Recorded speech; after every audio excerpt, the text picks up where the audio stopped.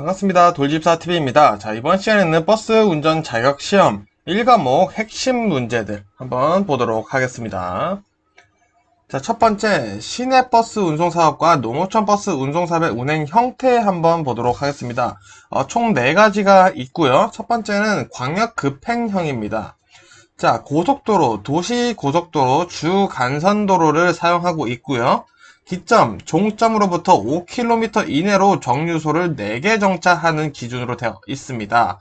또한 기점으로부터 7.5km 이내에 위치한 2개 정류소는 추가가 가능하다는 특징 시험 문제 나오고 있고요. 두 번째는 직행 좌석형입니다. 각 정류소에 정차를 하죠. 자, 둘 이상의 시나 도를 걸쳐 노선이 연장되는 경우가 있습니다. 자, 그럴 때는 정류소의 2분의 1 이내의 범위로 그 정류소 수를 조절해야 한다라는 특징이 시험에 나오고 있고요. 자, 좌석형은 그냥 각 정류소에 정차를 한다 보시면 되겠고요. 일반형은 시내 일반 버스를 사용해 각 정류소에 정차한다 보시면 되겠습니다. 자, 그럼 시외 버스 운송 사업의 운행 형태 보겠습니다.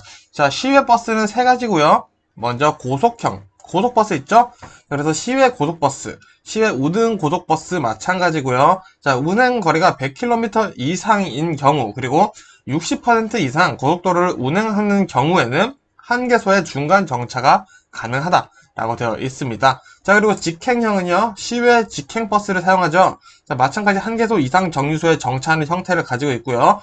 100km 미만, 60% 미만 고속도로 운행 시에는 정차를 하지 않는다라는 특징이 고속형과 조금 다르죠. 자, 요런 내용들 지금 시험에 나오고 있습니다. 자, 그리고 일반형은 시외 일반 버스를 사용하여 각 정류소에 정차를 하는 것이 특징이다 보시면 되겠고요. 자, 이번엔 신호기의 뜻 한번 보겠습니다. 자, 여러 가지가 있는데 우리 시험에 나오는 내용들만 좀 볼게요. 먼저 황색의 등화입니다. 자, 우리 교차로에서 주황불이 켜졌을 때 지나가도 되나? 아니면 꼬리 물기의 기준이 뭔가 궁금하신 분들 있죠? 자, 내용 보시면 차만은 정지선이 있거나 횡단보도가 있을 때는 그 직전이나 교차로 직전에 정지하여 하며, 자, 이미 교차로에 차마가 일부라도 진입한 경우에는 신속히 교차로 밖으로 진행해야 된다. 즉, 자, 내가 교차로에 진입을 했는데 황색불이 켰어요. 그러면은 지나가라는 뜻이고요. 진입하기 전에 황색불이 켰으면은 멈춰야지 우리 단속 대상이 되지 않는다는 겁니다. 자, 그리고 황색 등화의 전멸과 적색 등화의 전멸 차이점 볼게요. 자, 우리 신호등에 황색 등화가 전멸되고 있어요. 자, 그런 경우에는 자, 주의하면서 진행할 수 있다. 무슨 뜻이냐? 서행해서 그냥 진행하라는 뜻이죠. 자, 근데 적색 등화, 빨간색이 전멸되고 있어요. 자, 그런 경우는 정지선이나 횡단보도가 있을 때는 그 직전의 교차로에, 직전에 일시 정지한 후, 파악한 뒤에 서행하면서 지나가라는 뜻입니다. 그래서 황색 등화의 전멸과 적색 등화의 전멸 차이 잘 외워주시면 되겠습니다.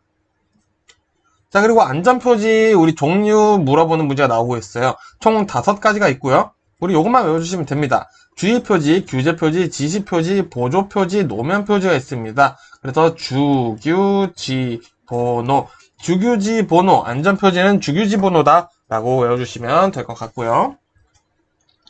자, 이번에는 우리 도로의 최고속도와 최저속도 한번 외워볼게요. 우리 기본적으로 일반 도로에서는 1차로인 경우는 60이 최고고요. 2차로 이상이면 80입니다. 자, 때에 따라서 50km로 되는 경우도 있고요. 최소속도는 없죠. 자, 근데 고속도로가 문제입니다. 편도 1차로는 80까지고요. 최저는 50입니다. 자, 2차로 이상의 고속도로부터는 100까지고요. 자, 80까지인 경우가 있죠. 적재 중량 1.5톤을 초과하는 화물자동차, 특수자동차, 위험물 운반자동차, 건설기계가 해당되고요. 최소속도는 똑같습니다. 매시 50입니다. 자, 근데 이제 경찰청장이 지정 고시한 노선의 구간의 고속도로 있죠. 자, 그런 경우는 매시 120까지 가능하고요. 즉 110도 가능하다는 겁니다. 자, 그리고 기본적으로는 90까지 되어 있는 친구들이 이제 마찬가지 똑같죠. 우리 적재 중량 1.5톤을 초과하는 화물자동차, 특수자동차, 위험물 운반자동차, 건설기계 등이 존재한다 보시면 되겠고요. 최저속도는 똑같죠. 자, 그리고 자동차 전용도로는 매시 90까지 가능하고요. 최저속도는 30까지다 보시면 되겠습니다.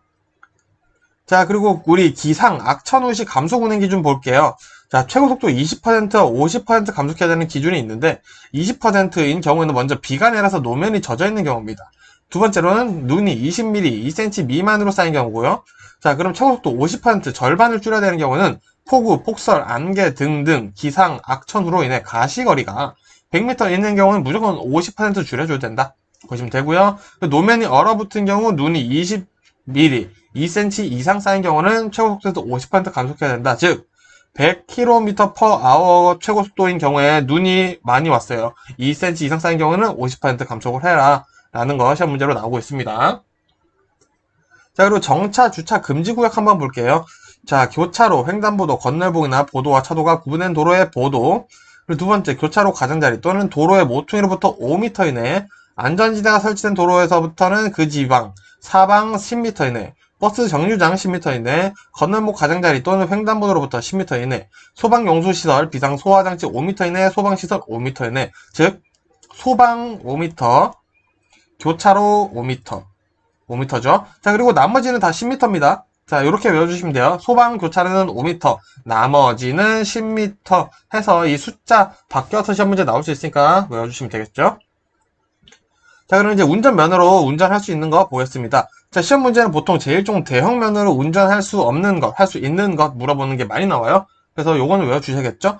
자, 먼저 제1종 대형면허로는 승용자동차, 승합자동차, 화물자동차가 있고요. 자, 건설기계 시험 문제 많이 나옵니다. 자, 덤프트럭, 그리고 노상안전기, 그리고 도로보수트럭 3톤 미만의 지게차 되어 있죠. 자, 그리고 나머지는 우리 뭐냐? 앞에 콘크리트 믹스트럭, 콘크리트 펌프 등등 앞에 콘크리트가 달려있으면 무조건 가능하고요. 그리고 천공기 추가로 외워주시고요. 아스팔트 살포기, 콘크리트 재생기 등 콘크리트랑 아스팔트라는 단어가 있다. 그러면은 제1종 대형면허로 운전이 가능하다. 외워주시면 되겠습니다. 요게 조금 많이 나오더라고요. 자, 그리고 나머지 여기서 이제 1종 특수면허 한번 볼게요. 자, 여기서 소형 견인차 한번 보겠습니다. 총중량 3.5톤 이하의 견인형 특수 자동차는 제1종 특수면허의 소형 견인차에 해당한다 라고 외워주시면 되겠고요. 자, 그리고 우리 나머지 군안차, 견인차는 내용 보시면 될 것 같습니다. 자, 2종 보통면허 보겠습니다. 자, 2종 보통면허에서는 적재중량 4톤 이하의 화물 자동차 되어 있죠. 그리고 총중량 3.5톤 이하의 특수 자동차. 그래서 군안차는 제외된다라는 거, 요 내용 머릿속에 담아주시면 되겠습니다. 시험 문제에 나오고 있어요. 자, 그럼 이제 자동차 운전에 필요한 신체 기준 보겠습니다. 자, 시력이 시험에 많이 나와요. 자, 먼저 시력은 붉은색, 녹색, 노란색 구분이 가능해야 되고요. 1종 운전면허의 경우에는 두 눈을 동시에 뜬 시력 0.8, 그러니까 평균 0.8 이상이 되고요. 일단 두 눈이 각각 0.5는 무조건 넘어야 된다라는 거죠. 자, 근데 한쪽 눈을 보지 못하시는 경우도 있겠죠. 자, 그런 경우 다른 쪽이 0.8 이상이고요. 그 한쪽 눈의 수평 시야가 120도, 수평 시야가 그리고 20도 이상, 자, 이거 수평 시야가 아니라 수직 시야죠. 수직 시야가 20도 이상, 그리고 중심 시야 20도 내에 암점 또는 반뱅이 없어야 된다라는 숫자들 외워주시고요. 자, 이종 운전면허는 간단해요. 두 눈 시력이 0.5 이상, 평균 0.5 이상이고요. 한쪽 눈을 못 보실 경우에는 다른 쪽 한쪽이 0.6 이상이어야 된다. 라는 기준 있은 거 알아보시면 되겠습니다. 자, 그럼 이번에는 교통사고 결과에 따른 벌점 기준 보겠습니다. 자, 요 내용이 나오죠, 시험에. 자, 사망 1명당 90점, 중상 1명당 15점, 경상 1명당 5점, 부상 1명당 2점입니다. 자, 그래서 보통 기준은 사망 1명, 사망의 기준은 뭐냐? 72시간, 3일 이내에 돌아가신 그런 분들은 이제 사망사고다라고 보시는 거고요. 자, 3주 이상 치료를 한다, 중상. 자, 3주에서 5일 사이다. 그러면은 경상, 그리고 5일 미만이다? 그럼 부상이다. 이런 기준까지 같이 외워주세요. 자, 이번엔 도주사고가 아닌 경우 보겠습니다. 도주사고 물어보는 문제가 많이 나와요. 그래서 개념 잘 잡아보시면 됩니다. 자, 먼저 도주사고의 개념은 후속조치와 연락처의 개념 두 가지가 중요합니다. 후속조치를 하고 연락처도 잘 남겨줘야 된다라는 거죠. 자, 그래서 1번 보시면 피해자가 부상이 없거나 경미하여 연락처만 제공했어요. 자, 이런 경우에는 우리가 피해자가 연락처를 받았죠. 경미하죠. 그러면은 의식이 있어서 후속 조치를 하지 않는다라는 암묵적인 판단이 있었던 거고요. 연락처를 제공했기 때문에 도주사고가 아닌 거죠. 자, 그리고 두 번째, 피해자의 후속 조치를 타인에게 부탁한 경우, 자, 경찰이나 그리고 피해자의 동승자 있을 수도 있죠. 피해자의 동승자 있을 수도 있습니다. 그래서 후속 조치는 제3자에게 인계를 해도 된다라는 내용이 있다라는 거 알아두시면 되고요. 자, 3번 사고 처리를 위임하고 동료가 사고 처리를 했다. 자, 마찬가지 3자가 사고 처리를 해도 된다라는 겁니다. 자, 그리고 네 번째 보시면은 피해자 일행의 위협이 두려워 현장을 이탈한 경우예요. 자, 사고를 냈는데 앞차에서 내린 분들이 막 조폭이 한 4, 5분 내리시는 거예요. 무섭죠? 도망갈 수도 있어요. 이런 경우에는 도주사고가 아니라는 겁니다. 자, 그리고 다섯 번째. 사고 난 운전자가 자기 차량 사고 조치 없이 간 경우. 자, 사고를 냈어요. 과실을 따져보니까 내가 가해자인 거예요. 근데, 난 조치, 내 차 일단 조치는 안 하고 그냥 갔어요. 이런 경우에는 도주사고 아니다. 자, 근데 내가 피해자가 과실이 더 높아요. 피해받으신 분이 더 과실이 높습니다. 피해를 받았지만. 자, 그런 경우에는, 자, 그냥 가시면 안 된다라는 거죠. 자, 그래서 이 도주사고 개념을 잘 잡아주시면 되겠습니다. 자, 이번엔 사망사고 성립 조건 보겠습니다. 아까 72시간 이내로 돌아가시면 사망사고가 되고, 자, 그리고 벌점 몇 점이었죠? 90점이었죠? 자, 보겠습니다. 자, 장소, 모든 장소입니다. 자, 운전자 과실. 운전자로서 요구되는 업무상 주의, 의무를 소홀한 과실, 안전, 신호 위반 등등 되겠죠? 자, 근데 여기서 예외사항을 보셔야 돼요. 이런 문제는. 자, 자동차 본래 운행 목적이 아닌 작업 중 과실로 피해자가 사망한 경우. 자, 안전사고로 사망했다. 작업 중이라는 게 중요합니다. 그리고 운전자 과실을 논할 수 없는 경우. 요거는 판단에 맡겨야겠죠? 그리고 피해자의 요건 마찬가지입니다. 자, 근데 예외사항 보셔야겠죠? 피해자의 자살 등 고의사고. 자, 요거는 피해자가 아니라고 보는 거죠. 그리고 운행 목적이 아닌 작업 과실로 피해자가 사망한 경우. 즉, 작업 중에 일어나는 사고는 일단은 성립되지 않는다라고 보시면 되겠습니다. 자, 신호 지시 위반 사고 성립 요건도 한번 볼게요. 자, 당연히 장소는 어디여야겠죠? 자, 신호기가 설치되어 있는 곳이어서 신호 위반 사고가 일어나겠죠? 신호기가 없는 곳에서 일어난 사고는 신호 위반 사고가 될 수가 없습니다. 그래서 경찰 공무원 수신호도 마찬가지겠죠?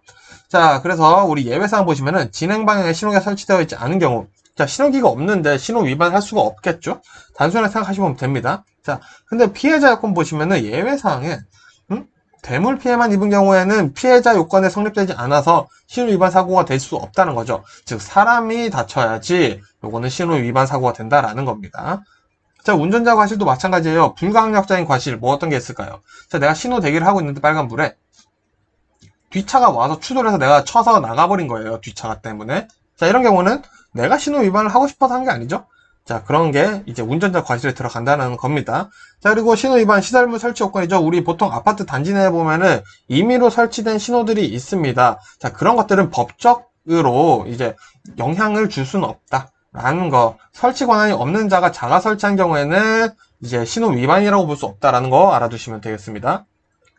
자, 중앙선 침범 사고 보겠습니다. 마찬가지예요. 신호 위반과 비슷합니다. 자, 피해자 요건 보시면 대물 피해만 입은 경우 중앙선 침범 사고로는 과실이 잡히지 않는다라는 거. 자, 그리고 운전자 과실도 마찬가지죠. 신호 위반 차량에 충돌되어 피해를 입은 경우 불가항력적이었던 상황이라면은 중앙선 침범 사고로 보지 않는다라는 거죠. 그리고 시설물 설치 요건 마찬가지로 권한이 없는 자가 설치한 경우에는 중앙선으로 보지 않는다라고 보시면 되겠습니다. 이 예외 사항들 잘 파악해 두셔야 돼요. 자, 과속사고. 과속사고는 외울 게 하나밖에 없습니다. 자, 과속사고는 뭐다? 20km/h 넘으면은 과속사고다. 자, 규정되어 있는 도로의 속도에 제한 속도보다 20km 넘어서 사고가 났다? 그러면은 일단 과속도 이제 우리가 실책이 잡힌다라는 겁니다. 그래서 제한 속도 20km, 20km 계속 내용이 나오고 있는 거 보시면 되고요. 자, 그래서 나머지 내용들이 여러 가지가 나와요. 정리해드리겠습니다. 한 5장 분량에 나와 있는 내용들인데, 횡단보도 사고, 무단횡단 사고, 무면허 사고 똑같습니다. 횡단보도 사고가 성립이 되려면은 횡단보도 위에서 일어나야겠죠? 자, 그리고 걸어가는 사람과 사고가 나야 됩니다. 예를 들어, 횡단보도를 건너던 자전거 운행자랑 충돌했어요. 자, 근데 자전거를 끌고 갔으면 상관없는데 타고 갔단 말이죠? 근데 횡단보도는 법적으로 자전거를 타고 지나갈 수가 없게 되어 있어요. 그렇기 때문에 요거는 우리 피해자 요건에 성립되지 않아서 횡단보도 사고로 성립되지 않고 그냥 단순 교통사고로 정리가 된다 보시면 되겠고요. 무단횡단도 마찬가지죠. 무단횡단 사고 나려면은 횡단보도에서 사고가 나야 됩니다. 자, 그래서 우리 개념 없이 무단횡단 도로 4차선 뛰어 넘어가셔 사고 나시는 분들 있죠. 그분들은 무단횡단 사고로 보호받을 수가 없습니다. 적어도 횡단보도에서 무단횡단을 해야지 그 실책을 논할 수가 있다는 거고요. 무면허 사고도 마찬가지죠. 무면허 사고가 이뤄지려면은 면허가 없어야겠죠. 혹은 면허가 취소되거나 정지되어 있는 상태에서 발생한 사고가 무면허 사고가 될 수 있다는 거. 그래서 우리 이런 문제들 원론적으로 생각해보면은 문이 닫혀야지 열리듯이 우리가 잘 이해를 해서 공부를 해보다 보면은 굳이 외울 필요 없다는 걸 알게 되실 겁니다. 자, 그래서 이번 영상은 여기까지 제가 마무리하고요. 다음 영상으로 또 인사드리도록 하겠습니다. 고생 많으셨습니다. 반갑습니다. 돌집사TV입니다. 자, 이번 시간에는 이 과목 바로 시작해보도록 하겠습니다. 자, 먼저 첫 번째, 운행 전 점검 사항입니다. 자, 이것도 이해 한번 해볼게요. 자, 운행 전에 어떤 걸 점검해야 되냐? 작동되는 부분들을 점검해야겠죠. 그래서 각종 게이지나 액체류 하면 엔진 오일, 뭐 냉각수 이런 것들, 모든 것을 포함해서 이런 것들을 먼저 확인을 합니다. 자, 그리고 각종 장치, 작동 상태 여부를 확인해야겠죠. 계기판 점등 상태나 각종 벨트의 장력, 즉, 요거는 그냥 내가 시동을 걸어보면 알 수 있는 엔진 벨트라던가 이런 것들이 있겠죠. 자, 그리고 전등의 청결 상태, 작동 상태 여부 확인, 전조등은 잘 켜지는지, 후사경 깨끗한지, 볼트 너트는 잘 조여 있는지 이런 것들을 운행 전에 점검을 하고 운전해야겠죠. 자, 그럼 운행 중에는 어떤 점검을 해야 될까요? 자, 요거는 두 개로 나눌 수 있어요. 출발 전 점검 사항이 있습니다. 자, 우리 이제 출발을 하려고 해요. 자, 그럼 작동 상태 확인을 하죠. 브레이크나 엑셀, 뭐 배터리 출력 이런 것들은 잘 되는지 우리가 운전을 시작을 해보면 바로 알 수 있죠. 그리고 클러치, 기어 작동 여부, 엔진 소리는 괜찮은지 이런 것들 확인이 되고요. 자, 그리고 거우 상태, 후상이 깨끗한지, 자, 이거는 출발 전에도 점검 사항이 되죠. 자, 이제 운행을 시작을 했어요. 자, 운전 필수 요소들이 잘 되는지만 보시면 됩니다. 핸들은 잘 움직이는지, 엔진은 잘 되는지, 브레이크는 잘 작동이 되는지, 이런 것들. 그리고 계기판 잘 깜빡이는지, 엔진 소리가 이상하지는 않은지, 그리고 조향장치, 이런 제동장치들이 잘 되는지, 이런 내용들이 계속 운행 중 점검에 나옵니다. 자, 추가로 냄새도 신경 쓴다. 그리고 소리, 냄새, 시각. 요걸로 확인할 수 있는 것, 모든 것을 할 수 있는 것이 이제 운행 중에 내가 실제로 작동을 해보면 알 수 있는 것들이 많겠죠. 자, 그럼 운행 후에는 어떻게 하냐? 자, 운행 전과 비슷합니다. 운행 후라면은 내가 여러 가지 장비들을 많이 썼겠죠? 많은 것들이 움직였습니다. 그러면 요거 확인해 봐야 돼요. 자, 액체를 이상 소모 없었는지, 갔다 왔는데 냉각수를 안 썼는데 냉각수가 아예 바닥에 나버린 거예요. 이상이 있나 확인할 수 있겠죠? 그리고 차체 외관의 상태, 각종 전등의 등화 상태 한 번 더 확인하고요. 조향장치, 핸들에 이런 것들이 있죠? 그리고 완중장치, 이런 것들을 체크해 봅니다. 즉, 운행 후에는 이상이 있었는지, 네, 운행 중에 점검을 할 때, 요거 좀 이상했었던 것 같은데, 하면은 운행 후, 끝난 후에도 한 번 더 체크를 해보시면 좋다라는 내용들이 나오게 됩니다. 자, 그러면 이제 일상 점검 한번 확인해 볼게요. 자, 우리가 매일 확인하려면은, 막 매일 엔진을 뜯어서 확인해 볼 수는 없겠죠. 그래서 즉시 확인 가능한 것들을 생각해 보시면 됩니다. 자, 예를 들어, 엔진 오일 냉각수 충분한가, 변속기 오일량은 적당한가, 누유는 없는가, 눈으로 보면 알 수 있죠. 자, 타이어 공기압은 적당한가. 자, 발로 이렇게 꾹꾹 눌러봐도 알 수 있습니다. 한번 뭐 에어를 넣어봐도 알 수 있고요. 그리고 너트, 볼트 조임 잘 보고, 점등, 그리고 번호판 손상, 외관 이런 것들을 우리가 눈으로 쉽게 볼 수 있고 금방 체크할 수 있는 거, 장비 하나만 있으면 체크할 수 있겠다 싶은 거는 다 뭐다? 일상 점검이다 보시면 되겠고요. 자, 주요 경고등 한번 보겠습니다. 우리가 웬만하면 다 아는데 아직 운전을 안 해보셨기 때문에 한번 볼게요. 자, 브레이크 에어 친절하게 나와있죠? 브레이크 에어 경고등 문제가 있다. 배터리 충전, 배터리 모양 같죠? 배터리 충전해주세요 라는 뜻이고요. 자, 요렇게 생겼다. 자, 배기 브레이크 표시 등이다 보시면 되겠고요. 자, 요렇게 생겼다. 왕관이 뒤집어져 있죠? 제크 브레이크 표시 등이다 보시면 되겠고요. 자, 체크 엔진을 체크하래요. 엔진 정비 지시 등이고요. 자, 돼지꼬리, 돼지 두 마리가 있습니다. 엔진 예열이 잘 되고 있다 라는 거 보시면 되겠습니다. 요 정도 우리가 다른 거는 다 보셔서 아시는데 요건 좀 처음 보실 것 같아서 넣었고요. 자, 그리고 우리 워터 뭐가 있을까요? 냉각수밖에 없죠? 자, 오버히트 너무 뜨거워요. 수온이 너무 뜨겁습니다. 경고등이고요.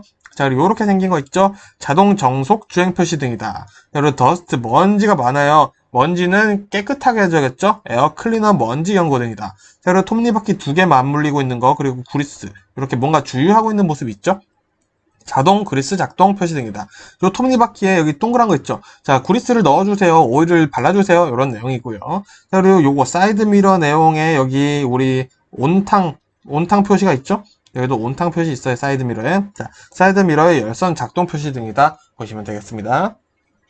자, 그리고 우리 ABS 한번 이해해 볼게요. ABS는 우리 일단 기본적으로 제동 장치죠. 자, ABS를 왜 쓰냐? 급제동하거나 미끄러운 도로에서 제동할 때 바퀴가 미끄러지지 않게 해주면서 조향 성능을 유지시켜 준다는 거죠. 브레이크를 밟아도 핸들을 움직일 수 있다는 거죠. 즉, 급제동할 때 브레이크 페달을 힘껏 밟고 버스가 완전 정지할 때까지 끝까지 밟고 있어야 된다. 한 번 밟는 게 아니라 당연히 너무 당연한 말이지만 그죠? ABS는 결국 급제동할 때도 핸들 조향이 가능하다는 거고요. 옆으로 미끄러지는 위험은 방지할 수가 없어요. 대신 접지면이 많으면 역할 발휘를 아주 잘한다라는 거. 즉 똑같죠. 브레이크도 자갈반, 흙 이런 데서 울퉁불퉁하면 효과가 당연히 적을 수밖에 없겠죠. 자, 이 내용들이 시험에 나오고 있다라는 겁니다. 자, 그리고 우리 배출가스로 보는 고장 확인 보겠습니다. 우리 색깔 표시 문제는 요 배출가스랑 란돌트 고리시표 두 개밖에 없습니다. 자, 여기서 뭐 추가로 말씀드리겠지만 란돌트 고리시표는 흰색 바탕에 검은색이다. 요거 뭐 말씀드리겠지만 일단 알아두시고요. 자, 배출가스 한번 볼게요. 배출가스가 무색, 청색이다. 정상이에요. 검은색은 불완전 연소입니다. 자, 에어클리너 엘리먼트가 막히거나 연료장치가 고장 등에 나타날 수 있고요. 백색, 흰색이죠. 다량 혹은 소량도 상관없습니다. 다량, 소량의 엔진 오일이 실린더 위로 올라가서 연소하는 거예요. 자, 불완전 연소라고 볼 수 있습니다. 이것도.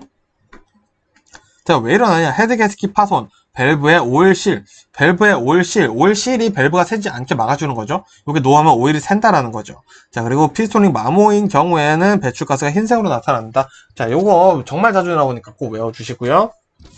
엔진 오버히트에 대한 내용 한번 볼게요. 자, 엔진 오버히트 너무 뜨거운 거죠? 자, 왜 일어나냐? 자, 너무 뜨거운 이유. 일단 기본적으로 봤을 때 냉각 장치들이 원활한 역할을 하지 않을 수 있어요. 뭐, 라디에이터 캡이라던가. 자, 이런 것들이 우리가 정상 작동을 하지 않고 있기 때문에 뜨거워진다라는 게 첫 번째 이유가 될 수 있겠죠. 냉각수 부족, 냉각수가 순환하지 않을 때 발생할 수도 있겠죠. 자, 그럼 발생하면 어떻게 되냐? 수온계가 H, 히트, 핫을 가르치는 경우, 엔진 출력이 갑자기 떨어지는 경우, 노킹, 소음과 진동이 발생하는 효율이 떨어지는 거죠. 자, 압축 공기와 연료 혼합물이 비정상적으로 폭발해서 효율이 떨어지는 겁니다. 그래서 소음과 진동이 발생하죠. 자, 그러면 어떻게 안전 조치하냐? 에어컨, 일단 히터를 끕니다. 그리고 보닛을 열어서 일단은 모든 온도를 낮춰줘야겠죠. 그리고 냉각수, 양 점검, 라디에이터 호스. 자, 라디에이터라는 게 우리가 뜨겁게 해주는 게 아니라 우리 운전에서는 냉각 장치 중에 하나라는 걸 여러분들이 꼭 일단 알아두시면 좋을 것 같습니다. 이번엔 클러치 볼게요. 시험 문제 자주 나옵니다. 자, 먼저 클러치가 미끄러지는 이유, 시험에 4가지가 자주 나와요. 클러치 페달의 자유 간격이 없다, 혹은 좁다죠. 클러치 디스크의 마모가 심하다. 클러치 디스크에 오일이 묻어있다. 클러치 스프리의 장력이 약하다. 요 4가지가 클러치 미끄러지는 이유의 시험 문제가 제일 많이 나오고 있고요. 자, 클러치 미끄러지면 어떻게 되냐? 옳은 것을 고르시오 나올 수 있죠.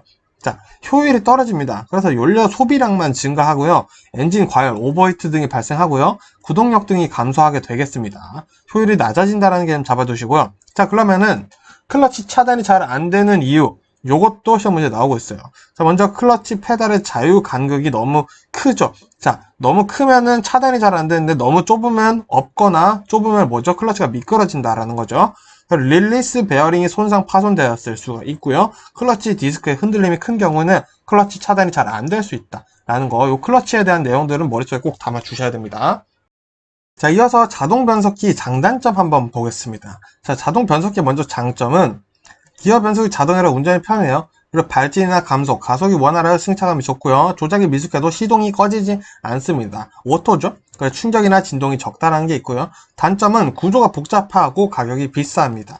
그리고 차를 밀거나 끌어서 시동을 걸 수는 없고요. 유체에 의한 동력 손실이 생긴다. 이 3가지 시험에 나오고 있고요. 자, 그리고 오일 색 한번 보겠습니다. 자, 투명한 붉은색이 정상이다. 자, 배출가스와 헷갈리시면 안 되고요. 갈색은 장시간 가혹한 사용을 했을 경우에요.